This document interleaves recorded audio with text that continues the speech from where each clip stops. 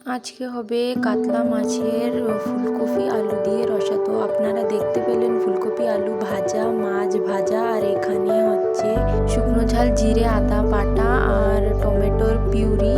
তারপরে ওই মাছ ভাজা কড়াইতে পেঁয়াজ কুচি ভাজা দিয়ে দিল। পেঁয়াজ কুচি ভাজা হয়ে যাওয়ার পরে ওই শুকনো ঝাল, আদা, জিরে বাটাটাকে দিয়ে ভালো করে কষাতে হবে। কষানোর পরে ওই টমেটো পিউরিটাকে ঢেলে দিয়ে এখানে হলদি, লবণ, তারপরে একটু কাশ্মীরি লাল মির্চি, তারপরে সব দিয়ে এটাকে ভালো করে কষাতে হবে। কষাতে কষাতে টমেটোর পিউরিটাকে দিয়ে দিলাম, আপনারা দেখতে পেলেন।